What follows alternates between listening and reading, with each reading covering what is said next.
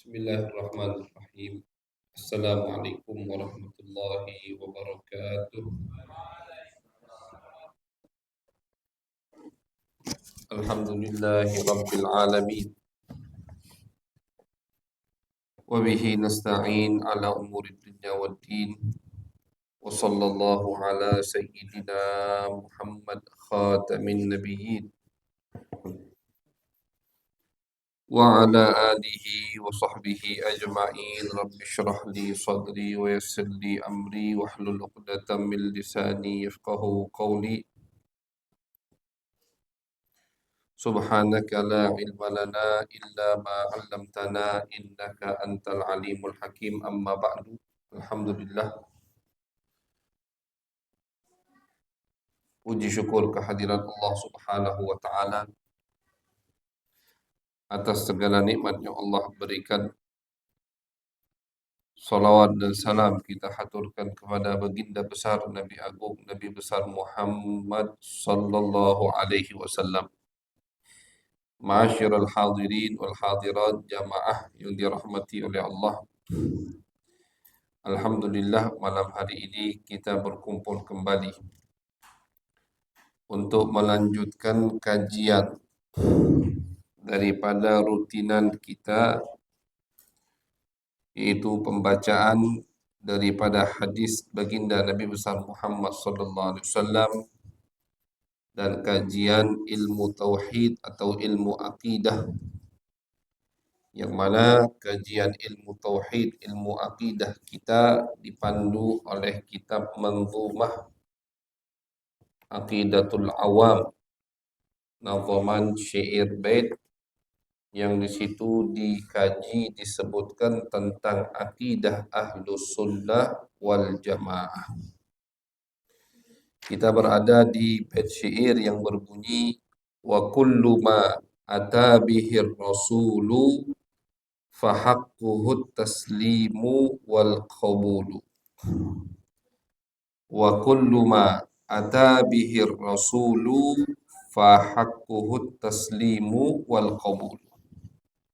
Beliau mengatakan bahwasannya termasuk akidah, keyakinan daripada kelompok Ahlus Sunnah wal Jamaah, kelompok yang insya Allah selamat sampai nanti masuk surga bersama baginda Nabi besar Muhammad sallallahu alaihi wasallam, kelompok yang insya Allah tetap berada di jalur yang telah ditetapkan oleh baginda Nabi besar Muhammad sallallahu alaihi wasallam, adalah keyakinan bahwasannya wajib bagi setiap mukallaf, wajib bagi setiap mukallaf, orang dewasa,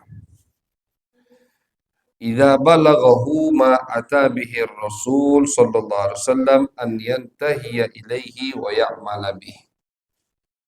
Kalau sampai kepadanya apa yang disabdakan oleh baginda Nabi besar Muhammad sallallahu alaihi wasallam, atau apa yang dilakukan oleh Nabi besar Muhammad sallallahu alaihi wasallam, dengan pengertian lain yaitu sunnah Nabi, sampai kepada kita sunnah baginda Nabi besar Muhammad sallallahu alaihi wasallam, maka kita wajib untuk menerima daripada sunnah tersebut.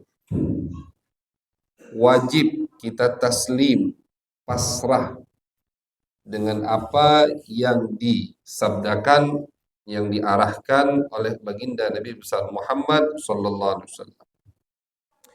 Jadi kalau kita lagi bingung dengan satu masalah, ini hukumnya boleh atau tidak, ini hukumnya bagus atau tidak, kita tanya sama orang yang paham, kita tanya sama orang yang menguasai, mempunyai wawasan yang luas tentang hadis-hadis baginda Nabi besar Muhammad sallallahu alaihi wasallam, dan orang tadi menjawab, atau kita sendiri yang mencari, kita temukan ada hadis dari Nabi mengatakan apa yang ingin kita lakukan ini tidak boleh, maka wajib kita untuk tidak mengamalkannya. Karena termasuk pondasi syariat itu adalah as-sunnah an-nabawiyah. Sunnah Nabi Muhammad SAW berada di level kedua setelah Al-Quranul Karim. Jadi umpama tidak ada di dalam Al-Quran, tapi ada di dalam hadis, ada di dalam sunnah Nabi besar Muhammad SAW, maka sudah cukup untuk menjadi dalil agar kita wajib atau boleh mengamalkannya. Tidak mesti semua itu ada di dalam Al-Quran. Tidak mesti semua ada di dalam Al-Quran. Bahkan Al-Quran itu sifatnya banyak yang global, yang am, atau yang mujmal. Kalau di dalam ilmu usul fiqih, hadis Nabi besar Muhammad SAW adalah yang menerangkan, yang mempreteli, yang membuat perinci apa yang tidak jelas atau tidak diperinci oleh Allah di dalam Al-Quran. Contoh salat kita. Salat kita itu Al-Quran tidak menyebutkan salat kita bagaimana caranya. Pokoknya Al-Quran mewajibkan kita salat. Al-Quran mewajibkan kita haji. Walillahi 'alan nasi hijjul baiti man istata'a ilaihi sabila. Tapi Al-Quran nggak nyebutkan tanggal 8 misalkan sunnah ke Mina, Tarwiyah. Habis itu ke Arafah tanggal 9, rukun di Arafah itu sampai malam. Habis itu ke Musdalifah, nggak ada. Dari mana kita dapat itu semua? Dari hadis Nabi besar Muhammad sallallahu alaihi wasallam. Makanya Nabi bersabda, khudhu anni manasikakum. Kata Nabi, pelajari manasik haji umroh kalian dari aku. Tugas beliau memang mubayyin lil Quran. Tugas beliau menjelaskan apa yang tidak Allah jelaskan di dalam Al-Quran. Salat, Nabi bersabda, "Shallu kama ra'aitumuni usolli." Salatlah kalian seperti kalian melihat aku salat. Jadi kalau ada kelompok atau ada suara ajakan yang mengatakan kepada kita, sudah kalian itu nggak usah ngamalkan hadis, cukup kita ini Al-Quran saja, maka suruh dia sholat tanpa bersumber atau bersandar kepada hadis Nabi besar Muhammad. Tidak bisa sholat. Tidak bisa sholat. Karena dia bingung. Di Al-Quran nggak disebutkan bagaimana cara sholat. Makanya muncullah kelompok sesat yang lain. Dari pemikiran sesat ini lahir pemikiran sesat yang lain. Apa pemikiran sesat yang lain? Sholat itu yang penting ingat sama Allah. Sholat itu yang penting kita ngerasa kita di hadapan Allah. Tidak mesti rukuk sujud. Itu tambah sesat lagi. Tambah sesat lagi. Jelas Nabi besar Muhammad SAW beliau menyontohkan dari sholat diwajibkan sampai beliau wafat, ya sholat begitu Pak. Jadi sebenarnya gampang untuk kita menepis pemahaman sesat kalau kita tahu jalan hidup, sunnah, hadis Nabi besar Muhammad sallallahu alaihi wasallam. Tidak ada Nabi satu sholat pun Nabi ngomong kita nggak usah sholat, wahai sahabat.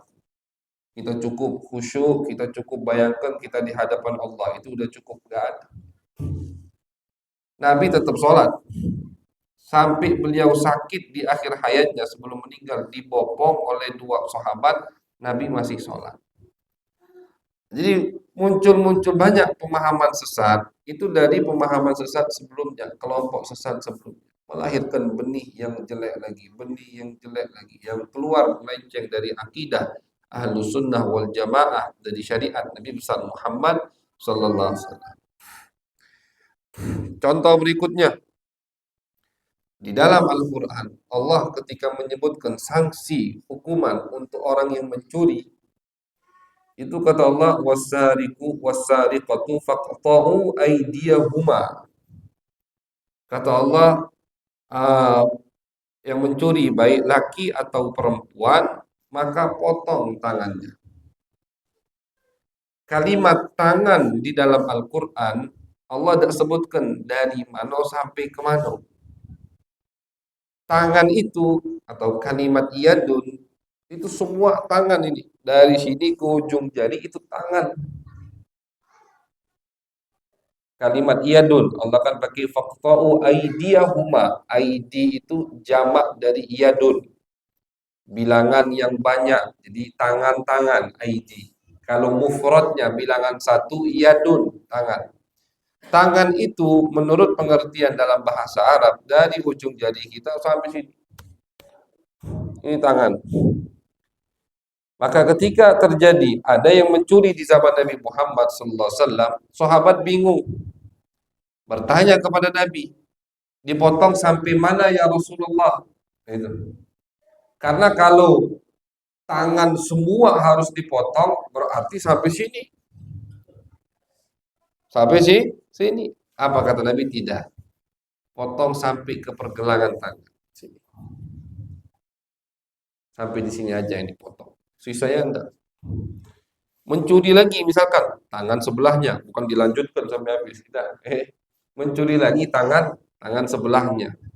Mencuri lagi ditakzir, disanksi sama hakim, mungkin dicambuk, mungkin dipenjara, atau bisa sampai jadi hukuman dibunuh, tergantung pemerintah atau hakim pemimpin. Hukum pertama, tangannya dipotong di pergelangan tangan, bukan sampai ke sikut, bukan sampai ke sini. Sedangkan di bab wudu Allah Subhanahu wa taala sebutkan bahwasanya basuh tangan kalian sampai ke mirfaq. Itu Allah sebutkan. Diamalkan sama Nabi mirfaq atau sikut ini ikut dibasuh. Karena tidak bisa basuh tangan sampai ke sikut tanpa membasuh sikut kita. Makanya sama Nabi sikut sekalian dibasuh sampai kadang Nabi itu ke bagian atas sini basuh tangan untuk menambahkan cahaya kelak di hari kiamat. Ini contoh-contoh Bapak yang dirahmati oleh Allah bahwasannya tidak bisa kita ini meninggalkan sunnah atau hadis Nabi besar Muhammad sallallahu alaihi wasallam. Suri tauladan buat kita. Laqad kana lakum fi Rasulillahi uswatun hasanah. Apa yang ada, apa yang diucapkan, apa yang dilakukan oleh baginda Nabi Muhammad itu adalah qudwah, suri tauladan, dalil sandaran buat setiap aktivitas kita. Apa yang dilakukan, apa yang diucapkan oleh baginda Nabi besar Muhammad. Wa ma yantiqu anil hawa. Allah sucikan bahwasanya Nabi Muhammad itu tidak pernah mengucapkan satu ucapan dilandasi hawa nafsu. Jadi bukan ucapannya yang berbau hawa nafsu, bukan.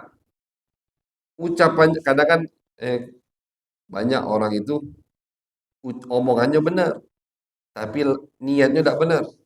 Omongannya benar, yang diomongi bagus, tapi niatnya tidak benar, niatnya tidak bagus. Itu disucikan oleh Allah dari Nabi. Kata Allah, Muhammad itu kalau mengucapkan satu kalimat atau bersabda hadis, ma yantiqu anil hawa, tidak dilandasi oleh hawa nafsu. Jadi kalau pendorong Nabi ngomong aja tidak dilandasi oleh hawa nafsu, apalagi yang diomongkan oleh Nabi, pasti tidak ada berbau hawa nafsunya. Allah pastikan lagi, in huwa illa wahyun yuha. Yang diucapkan oleh Muhammad itu murni adalah wahyu dari Allah Subhanahu wa taala. Oleh karena itu, wajib kita menerima.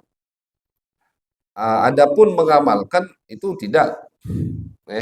Wajib menerima, wajib pasrah dengan apa yang disabdakan oleh Nabi Muhammad. Apa yang dilakukan oleh Nabi Muhammad. Masalah pengamalannya itu dilihat lagi. Apakah yang disabdakan oleh Nabi itu adalah sesuatu yang berkaitan dengan ibadah wajib atau berkaitan dengan ibadah sunnah? Lihat lagi. Kalau yang disabdakan oleh Nabi itu berkaitan dengan ibadah wajib, maka wajib kita mengamalkannya. Tapi kalau yang berkaitan, yang diucapkan oleh Nabi, kaitannya dengan amalan ibadah sunnah, kita sunnah untuk mengamalkannya. Tapi kita menerima ucapan tersebut wajib menerima. Maksudnya menerima begini Pak. Kalau umpama kita ada perselisihan dengan orang yang di depan kita, misalkan dia mengatakan ini boleh, kita mengatakan ini nggak boleh, tapi kita belum ketemu dalil, kita belum ketemu dalil, tidak ada hadisnya dari Nabi, belum ketemu. Tiba-tiba orang yang di depan kita tadi lawan diskusi kita mengatakan ini ada dalilnya dari hadis Nabi Muhammad SAW. Kita masih belum menemukan dalil, maka kita wajib mengatakan pendapatmu yang benar. Pendapatmu yang benar. Kenapa? Karena kamu didukung atau ada sandaran argumen dari hadis Nabi besar Muhammad SAW. Itu maksudnya. Ya, jadi wajib menerima apa yang disabdakan oleh Nabi Muhammad Sallallahu Alaihi Wasallam. Wajib menerima apa yang disabdakan oleh baginda Nabi besar Muhammad Sallallahu Alaihi Wasallam. Cuman ini penting juga untuk kita perhatikan bahwasannya hadis Nabi itu banyak. Hadis Nabi itu banyak. Kalau kita belum menguasai hadis Nabi Muhammad Sallallahu Alaihi Wasallam. Kemudian kita dapat satu contoh atau satu amalan dari hadis Nabi Muhammad. Habis itu kita amalkan dan kita salahkan orang yang tidak sama dengan kita, itu tentu tidak benar juga. Oh, sholat itu yang benar cak ini. Ngapa? Ada hadisnya dari Nabi. Yang kamu itu tidak benar kalau. Apakah dia sudah tahu betul bahwasannya yang orang lain amalkan juga tidak ada hadisnya dari Nabi? Gitu. Jadi jangan gara-gara kita tahu satu dalil, kita menyalahkan banyak umat. Tahu satu dalil untuk satu amalan ibadah, disalahkannya semua yang tidak sama dengan dalil yang dia punya. Itu salah. Hadis Nabi itu banyak. Al-Imam Malik bin Anas, beliau mengumpulkan kitab Muwatta di abad kedua. Beliau mengumpulkan kitab Muwatta. Muwatta itu isinya hadis-hadis Nabi Muhammad sallallahu alaihi wasallam. Ribuan hadis yang beliau tulis di situ. Dan beliau orang yang banyak menguasai hadis Nabi. Itu Imam Malik mengumpulkan Muwatta selama 40 tahun. Jadi beliau koreksi lagi, beliau koreksi lagi, beliau koreksi lagi. Selesai Muwatta kitab itu dikumpulkan oleh Imam Malik, Khalifah Harun Ar-Rasyid tahu Malik punya kitab hadis. Akhirnya kata Khalifah Harun Ar-Rasyid, wahai Malik, aku punya niat ingin mencetak Muwatta yang kau kumpulkan dan aku sebarkan ke seluruh penjuru negeri Islam yang ada di bawah kawasan Khalifah agar mereka wajib mengamalkan apa yang ada di dalam kitabmu Muwatta tadi. Jadi sama Harun Ar-Rasyid, kitabnya Imam Malik isinya hadis, bukan kitab fikih, bukan, isinya hadis, hadis Nabi. Pengen dicetak banyak, kemudian disebarkan ke seluruh penjuru negeri Islam dan diwajibkan semua umat Islam untuk mengamalkan apa yang ada di dalam kitab Muwatta, untuk mengamalkan hadis apa yang ada di dalam kitab Muwatta. Imam Malik menjawab, jangan wahai khalifah. Ini lihat jawaban orang yang paham, jawaban orang yang tahu bahwasanya hadis Nabi itu banyak. Kalau ulama sekarang atau kita sekarang mungkin senang kitab kita pengen dicetak, sama presiden, oh tidak apa-apa. Nah, soalnya khalifah ketika mencetak dan menyebarkannya ingin mewajibkan semua mengamalkan apa isi muwatta.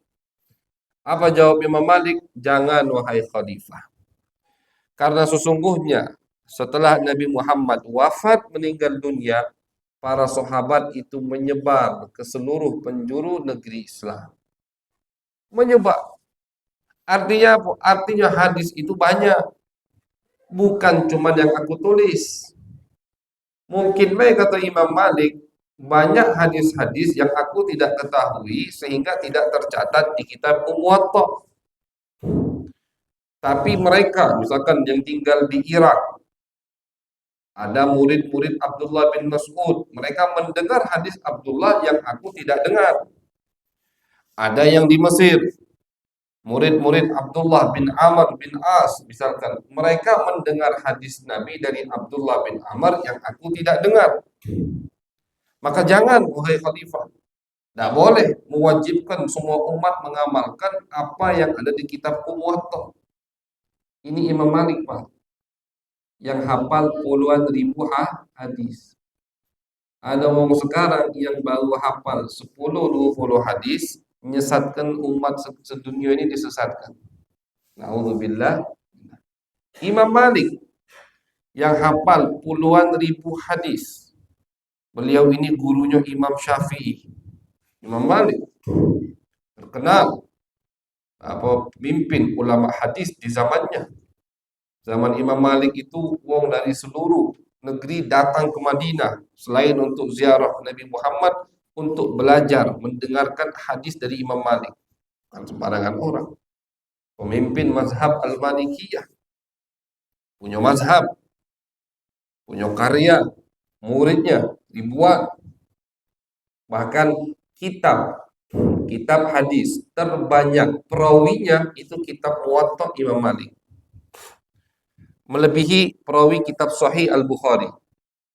Kalau kitab Sahih Al-Bukhari, perawi kitabnya, maksud perawi kitabnya itu yang setelah Bukhari mengumpulkan Sahih Bukhari, murid yang nyebarkan kitab ini cuma dua. Setelah Bukhari selesai, mengumpulkan Sahih Al-Bukhari, jumlah hadis kurang lebih 4.000 sekian. Itu Imam Bukhari menyerahkan kitab ini ke muridnya, dua orang. Mereka yang menyebarkan kitab Sahih Al-Bukhari, 2 atau 3 orang cuma. Sedangkan Muwatta Imam Malik, periwayatan kitab setelah Imam Malik selesai mengarang Muwatta, itu yang merawikan kitab Muwatta Imam Malik sampai sekarang dari lebih 40 ulama dari murid Imam Malik. Salah satunya Imam Syafi'i. Imam Syafi'i punya periwayatan Muwatta Malik. Al-Imam Abdul Hasan Asy-Syaibani, murid Abu Hanifah, juga murid Imam Malik. Orang-orang besar. Jadi bukan sembarangan orang Imam Malik, yang sangat mengagungkan sunnah Nabi Muhammad SAW. Pernah beliau itu lagi ngajar hadis di Masjid Nabawi. Tiba-tiba mukanya memerah, nahan sakit. Bingung muridnya, ngapa Imam Malik? Tapi dia tidak berhenti, tidak stopkan dia baca hadis Nabi. Selesai majlis, selesai beliau baca hadis Nabi, muridnya bertanya, wahai imam, wahai guru, kenapa mukamu memerah? Kata Imam Malik, dari tadi aku ini disengat atau ini sama kalajengking. Ditahan sama Imam Malik sengatan kalajengking karena beliau tidak mau memutus hadis Nabi besar Muhammad sallallahu. Ini bukan sembarangan orang. Pengikut atau penganut mazhab Al-Malikiyah sampai sekarang banyak, apalagi di daerah Maroko. Daerah Maroko itu rata-rata adalah pengikut mazhab Imam Malik. Luar biasa. Orang yang seperti ini, gurunya Syafi'i, gurunya imam kita, imam mazhab kita, itu mengatakan kepada khalifah, jangan wahai khalifah. Karena hadis yang aku tulis itu yang aku tahu. Masih banyak hadis Nabi yang aku tidak tahu. Sehingga kalau kamu mewajibkan umat semua untuk mengamalkan hadis yang aku tulis, berarti kamu menindas hadis Nabi yang lain. Karena itu. mewajibkan ngamalkan apa yang dia tahu hadis tadi. Atau dia inilah yang benar. Cara sholat inilah yang benar. Hadisnya dari Nabi.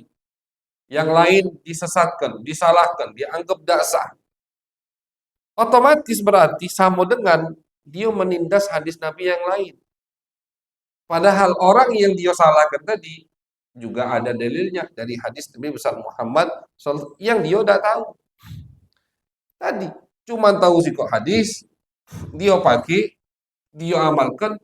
Salahnya apa? Salahnya yang lain dia batalkan, dia salahkan. Itu tidak boleh.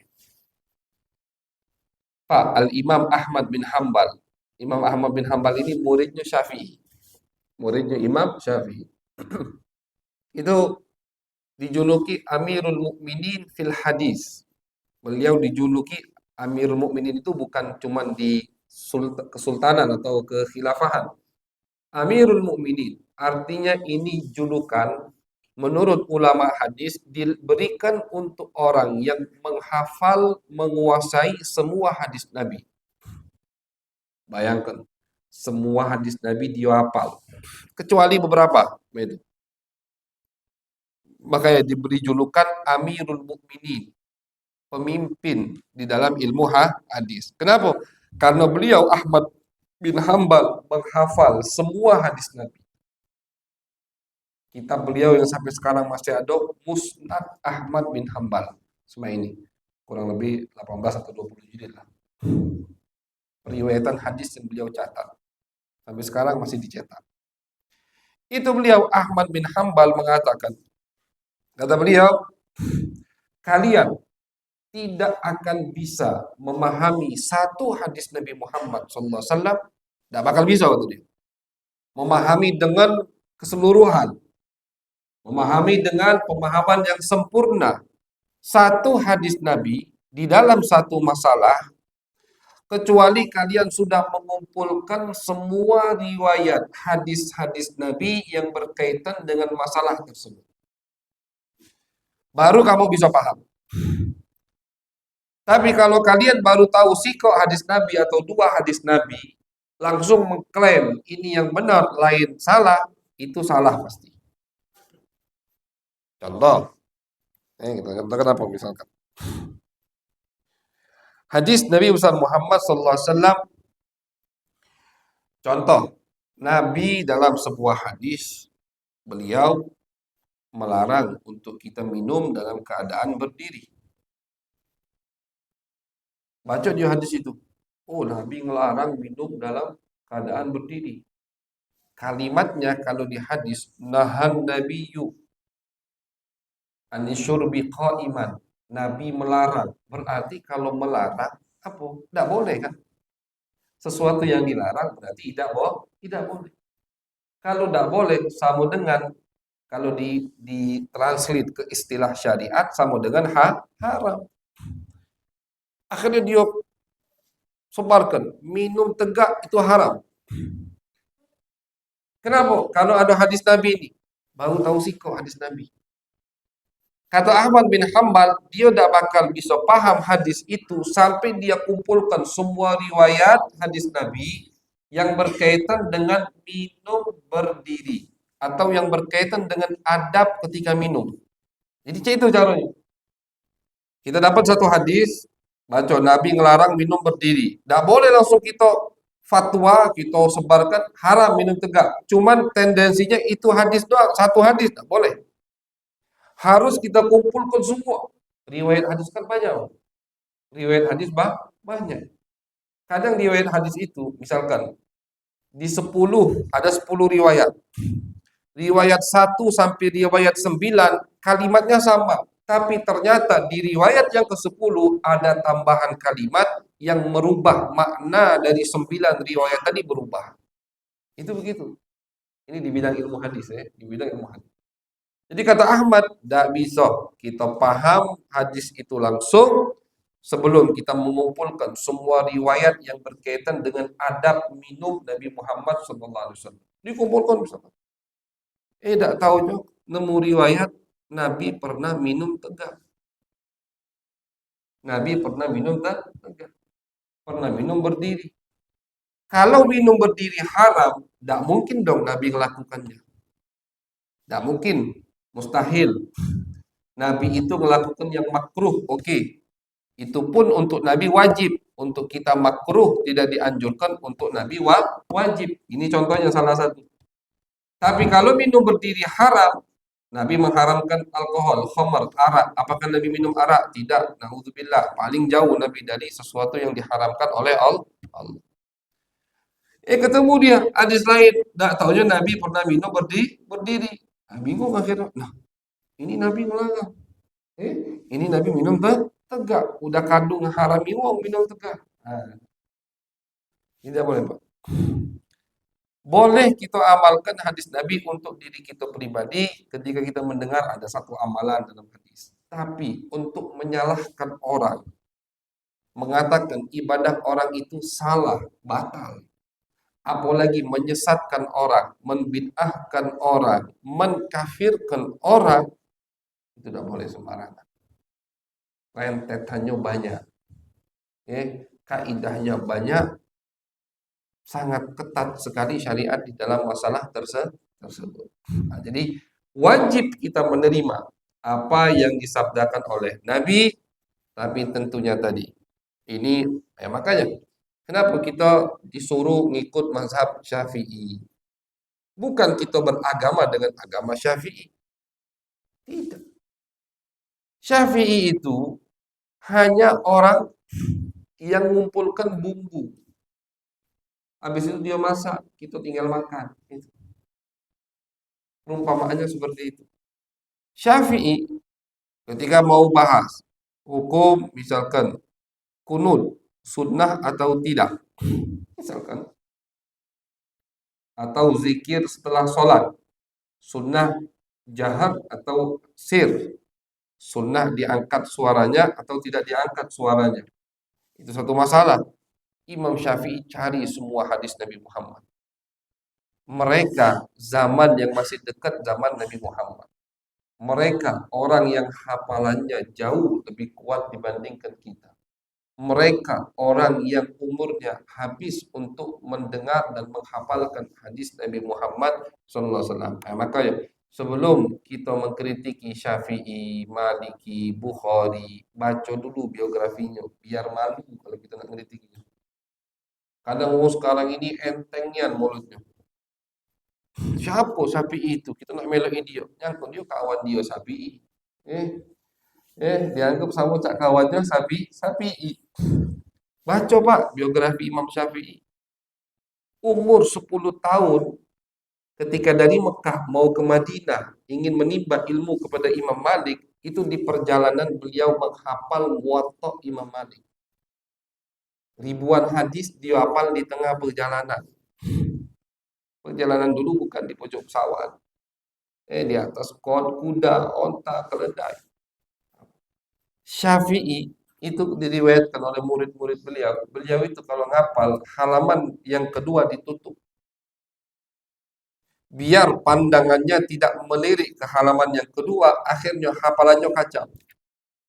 Kalau beliau itu cukup dengan melirik langsung hafal. Bukan diulang 100 kali, dah. Cuman melihat sekali langsung hafal, dan ini banyak. Oh, lebih Anda Ustadz. Kalau sikok ceritanya cuman mungkin. Ini banyak orang yang di zaman itu yang sekali lihat hafal, banyak. Banyak.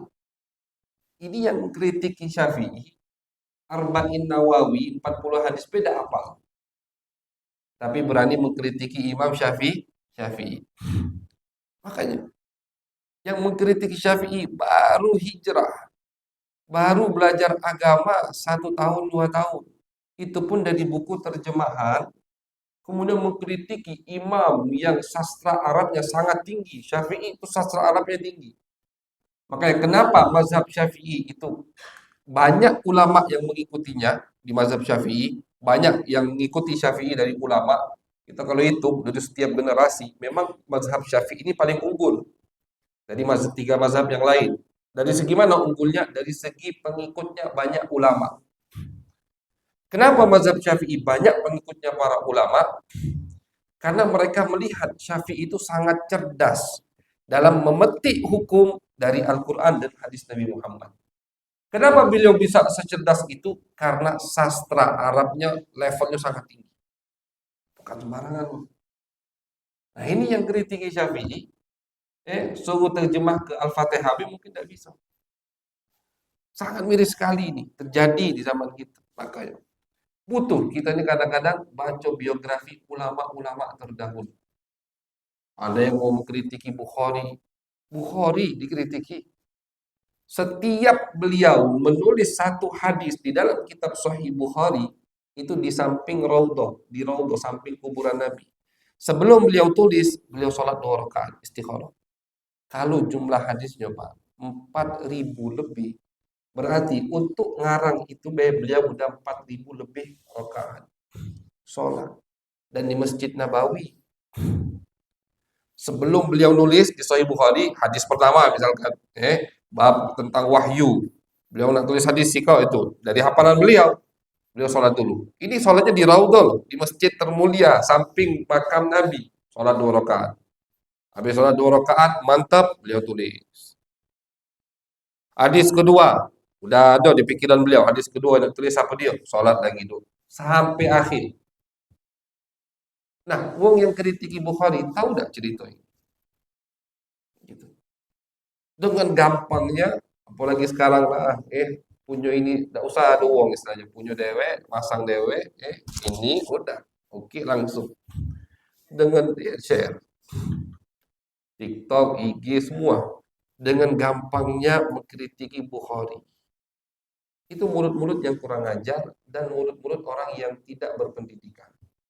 Tidak tahu sejarah ulama kita. Nah, jadi, bagus, termasuk yang dianjurkan oleh banyak ulama, kita baca biografi ulama-ulama terdahulu. Biar kita tahu bagaimana mereka itu kekuatan hafalannya, kezuhudannya, tidak cinta dunianya, takwanya, bagaimana mereka dekat dengan Allah, ibadahnya. Imam Syafi'i bagaimana ketika bulan suci Ramadan, beliau hatam sehari 2 kali. Hatam sehari 2 kali di bulan suci Ramadan. Sehari hatam 2 kali Quran. Berarti 30 hari berapa kali itu hatam? 60 kali. Jadi jangan kita kira beliau cuma cerdas, IQ-nya tinggi, ibadahnya kosong. Tidak. Beliau kata, aku bagi malam aku tiga bagian. Bagian pertama aku untuk tidur, bagian kedua aku untuk nuntut ilmu atau mengarang, bagian ketiga aku untuk ibadah kepada Allah. Bukan sembarangan orang. Yang kritikinya sholat witir kadang iya kadang tidak. Jadi bukan kita nak ngatai wong, ini miris maksudnya.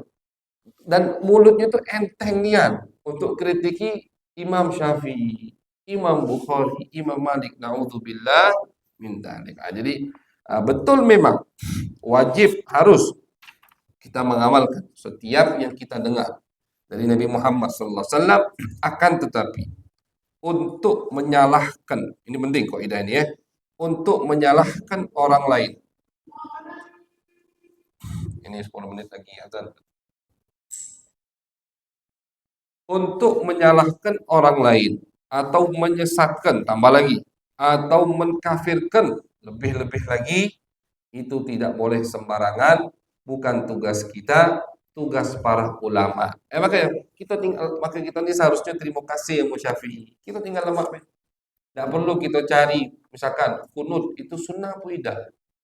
Tidak perlu. Tinggal kata Syafi'i kunut sunnah setiap sholat subuh. Udah, tinggal amalkan. Misalkan ada yang penasaran, apa dalilnya? Ada, jangan takut.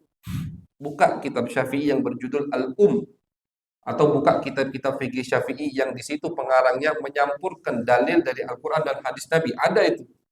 Sebutkan dalil. Zikir misalkan. Angkat suara apa tidak? Menurut mazhab Syafi'i suaranya diangkat misalkan. Rame-rame sunnah. Ada dalil. Jadi kita ngikut ulama itu memudahkan kita. Tanpa boleh kita menyalahkan mazhab yang lain. Imam Malik, Imam Syafi'i tidak pernah nyalahkan, ini pendapat aku yang benar. Ini yang benar pendapat aku. Malik sesat. Malik batal sholatnya. Di mazhab Abu Hanifah, uh, laki-laki menyentuh wanita itu tidak batal wudu. Laki menyentuh wanita tidak batal. Karena di mazhab Abu Hanifah ayat yang berbunyi aula mastumun nisa, ketika Allah membahas tentang yang membatalkan wudu, kata Abu Hanifah arti la masa di sini adalah al-jima, bersetubuh, hubungan suami istri. Kalau Syafi'i tidak, arti la masa menyentuh. Di ayat yang sama, di lafaz yang sama, cuman pemahaman mereka berbeda. Dari mana pemahaman berbeda? Dari kosakata Arab. Arti la masa itu bisa bersetubuh, bisa juga menyentuh, cuma sentuhan. Imam Syafi'i dengan dalil yang lain, beliau ngambil yang menyentuh. Imam Abu Hanifah dengan dalil yang lain, penguat yang lain, dia ngambil pendapat yang bersetubuh, baru batal wudhu. Tapi apakah Syafi'i mengatakan, oh pengikut mazhab Abu Hanifah sesat kalau? Atau kebalikan, Abu Hanifah kelompoknya mengatakan pengikut Syafi'i tidak. Mereka saling menghormati. Kenapa? Karena mereka tahu kita punya dalil, mereka punya dalil. Dan ulama kata Nabi yang sudah berijtihad, berusaha menganalisa, ngambil dalil dari Al-Quran dan hadis, kalaupun salah dapat satu pahala. Umpama ini Syafi'i yang salah tetap dapat sikoh pahala. Abu Hanifah yang benar dapat dua pahala. Itu janji dari Nabi Muhammad SAW. Jadi kalau sekelas Syafi'i beda menyesatkan, tidak mengatakan Imam Abu Hanifah sholatnya tidak sah.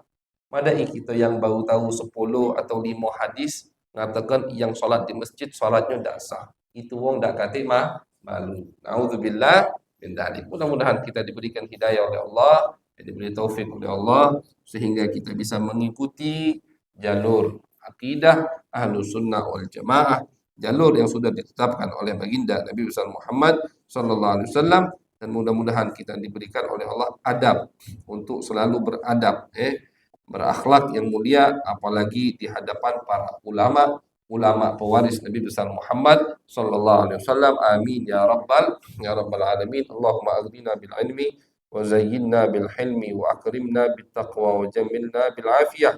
Allahumma ij'al jam'ana hadza jam'an marhuma wa tafarruqana min ba'dihi tafarruqan ma'suma wa la taj'al fina wa la ma'ana wa la ilaina syaqiyyan wa la mahruma. Rabbana taqabbal minna innaka antas samiul alim wa tub alaina innaka antat tawwabur rahim.